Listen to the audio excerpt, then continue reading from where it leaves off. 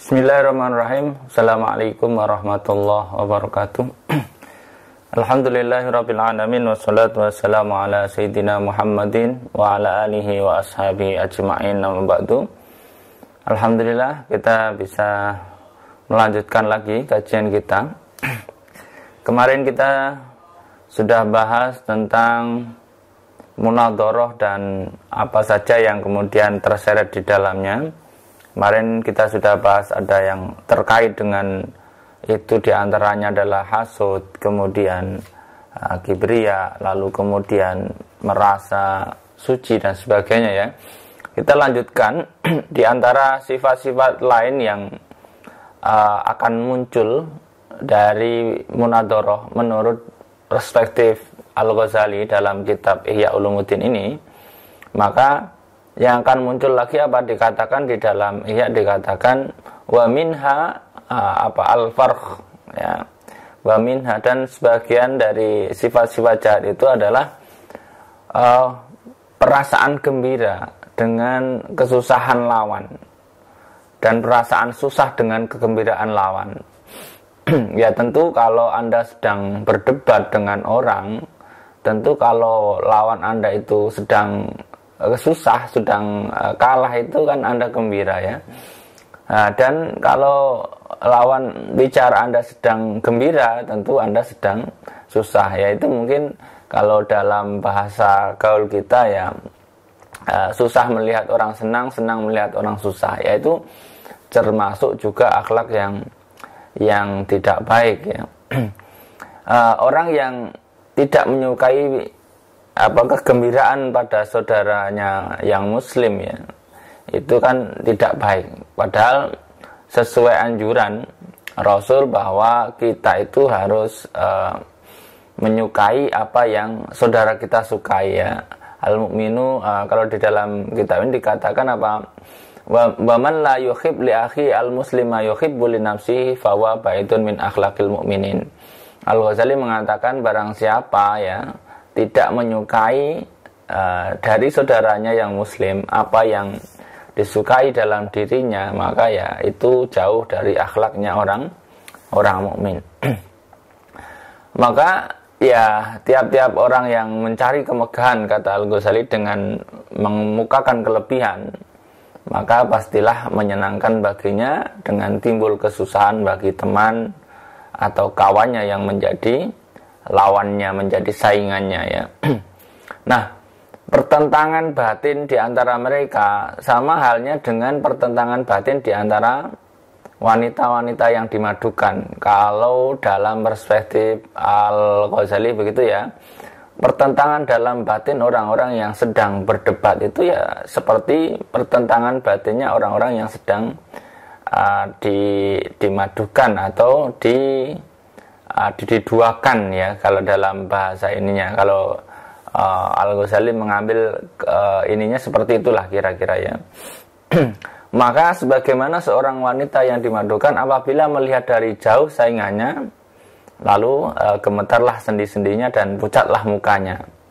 Ya Anda bisa bayangkan lah, ini gambaran mudahnya itu Anda punya saingan lah ya. Itu kalau dari jauh kan, kalau ketemu itu ya saya kira orang-orang sangat paham sekali ya ketika bertemu dengan saingannya atau madunya, atau bahasa lain mungkin di tempat lain marunya atau apalah ya. Ya wajar lah ya. Maka demikian pula halnya dengan orang yang berdebat. Apabila melihat lawannya, lalu berubahlah warna mukanya dan kacaulah pikirannya ya. Seolah-olah dia melihat setan yang menggoda atau binatang buas yang menerpa. Jadi orang itu kalau berdebat ya, nanti lihat muka lawan debatnya aja itu udah nek gitu loh, atau ya nggak tenang gitu kalau ada wah ini kan gitu ya. Nah, lalu kemudian Al-Ghazali menyampaikan, lalu di mana istilahnya sayang menyayangi dan cinta mencintai itu yang berlaku di antara para alim ulama ketika berjumpa, dan di manakah persaudaraan itu, tolong menolong, senasib sepenanggungan, pada masa duka dan suka sepanjang riwayat yang diterima dari ulama-ulama terdahulu, misalkan gitu ya. Lalu kemudian Imam Al-Ghazali menyitir pernyataan Imam Syafi'i ya. Imam Syafi'i pernah berkata, ilmu pengetahuan di antara orang-orang yang terkemuka dan berpikiran tinggi itu adalah dalam bersilaturahmi dan sambung menyambung ya. Makanya Imam Al-Ghazali ini mengkritik sebenarnya ya, mengkritik pada zamannya itu banyak orang yang suka berdebat hanya masalah-masalah yang mungkin orang sekarang musim kita hidup sekarang itu berkembang kembali ya kayak perdebatan yang tidak perlu misalkan gitu ya. Ya sebenarnya sudah selesai itu didebatkan sejak masa imam-imam sebelumnya itu ya. Ya memang makanya Imam Al-Ghazali itu menyindir ulama-ulama dulu yang suka berdebat, terutama mungkin ulama-ulama fikih ya, karena dulu fikih itu ekstrim banget ya. Kalau Anda lihat betapa Al-Ghazali di pembahasan sebelumnya itu menyindir fuqaha itu begitu kerasnya gitu ya. Karena memang pada masa Al-Ghazali itu fuqaha di Baghdad atau di apa namanya pusat pemerintahan dinasti keislaman ya di Baghdad Irak sana itu, betapa ahli fikih itu ekstrim sekali. Bahkan sampai terjadi ya kasarannya orang itu hanya belajar ilmu-ilmu agama saja, nggak ada yang belajar di kedokteran dan lain-lain ya. Akhirnya kemudian ya terjadilah sesuatu yang merepotkan akhirnya. Maka di sini Imam Al-Ghazali menyitir pendapatnya Imam Syafi'i yang dikatakan al-ilmu baina ahlil fadl wal aql rahimah mutasirin fala adri kaifa yata'i al-iktida bimadhabihi jama'atun soro alim bainahum adawa. Ya, jadi Imam Syafi'i pernah berkata ilmu pengetahuan di antara orang-orang yang terkemuka dan berpikiran tinggi itu adalah dalam bersilaturahmi dan sambung menyambung ya. Dari itu kata Al-Ghazali, dari itu saya tidak mengerti bagaimana mendakwakan diri mengikuti madhab Imam Syafi'i oleh segolongan manusia, di mana ilmu pengetahuan itu di antara mereka telah menjadi alat permusuhan dan alat untuk memutuskan tali silaturahmi. Mungkinkah tergambar sayang menyayangi di antara mereka gitu ya? Di samping mencari kemenangan dan kemegahan gitu. Istilahnya ya amat jauh lah panggang dari api. Maka Imam Al-Ghazali mengatakan waspadalah dari kejahatan yang mengakibatkan budi pekerti yang munafik dan terlepas dari budi pekerti mukmin yang mutakin.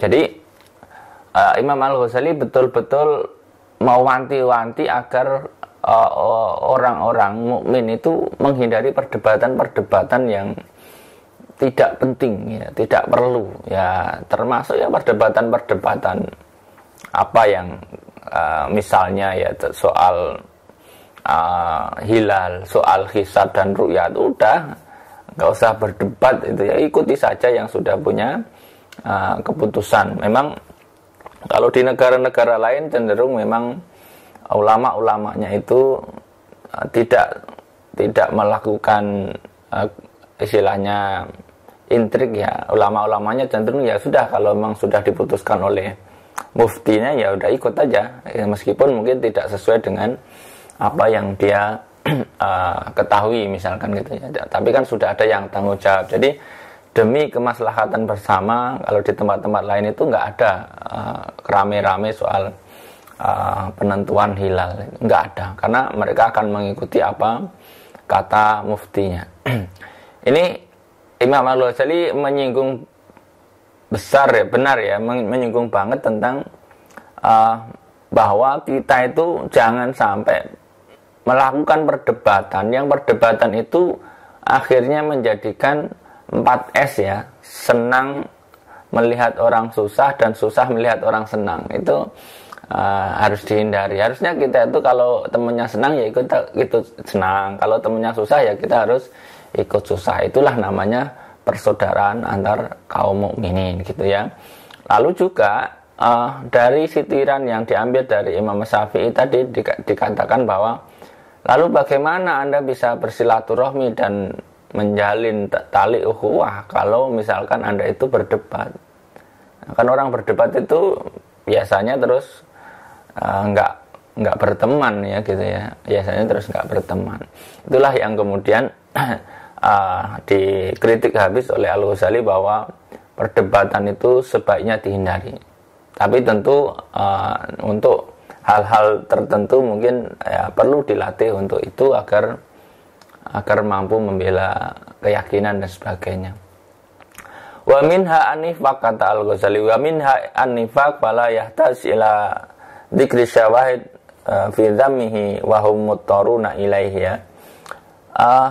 Termasuk diantara sifat-sifat jahat itu adalah nifak atau bahasa ininya munafik.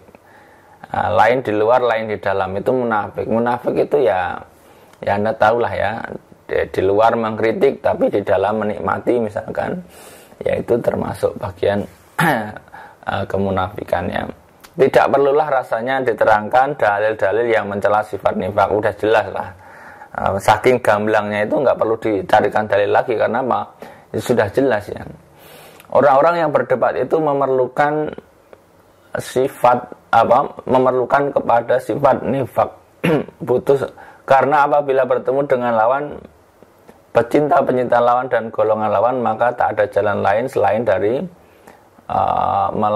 melahirkan kata persahabatan dengan lisan, kasih sayang, memuji kedudukan dan keadaan lawan. Jadi ya itulah yang kemudian istilahnya orang-orang itu memerlukan kepada ya begitulah, butuh untuk didukung dan sebagainya.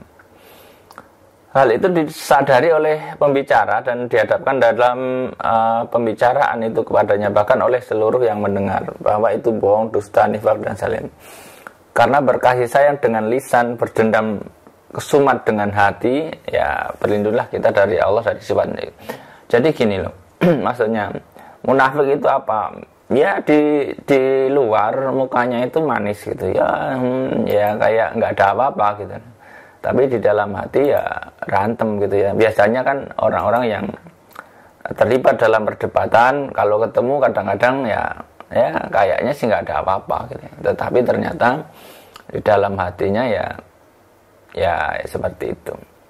Ada hal-hal yang barangkali berubah ya. Rasulullah Sallallahu Alaihi Wasallam bersabda, "Idza ta'allama an-nasu al-ilma wa tarakul amal wa tahabbu bil alsan bi alsuni wa tabaghadu bil qulub wa taqata'u bil arham la'anamullahu inda dzalika fa asammahum wa a'ma absarahum." Rasulullah Sallallahu Alaihi Wasallam bersabda, apabila manusia mempelajari ilmu dan meninggalkan amal, berkasih-kasihan dengan lisan dan bermarah-marahan dengan hati ya, serta berputus-putusan silaturahmi, maka dilaknatilah ya dia oleh Allah ya pada maka ditulikanlah telinganya dan dibutakan matanya. Jadi orang itu kalau munafik itu nanti akhirnya tuli dan buta. Tuli dan buta itu apa? Ya Anda lihatlah orang yang sedang bermunafik ya tuli dan buta, ya tidak mendengar berita baiknya, tidak melihat sisi baiknya, yang dilihat ya pokoknya buruknya ya. Saya kira di dunia kita kekinian itu sangat banyak sekali contoh-contoh di dekat kita yang apalagi kemarin ya soal-soal pro dan kontra. Hadis diriwayatkan oleh Al Hasan ya, dan benarlah demikian dengan dipersaksikan keadaan itu. Nah itulah kemudian hal-hal yang berkaitan dengan munadharah tadi ya. Demikian, kurang lebihnya mohon maaf. Adanallahu wa iyyakum wallahu minkum wallahu muwaffiq ila aqwamit thoriq. Wassalamualaikum warahmatullahi wabarakatuh.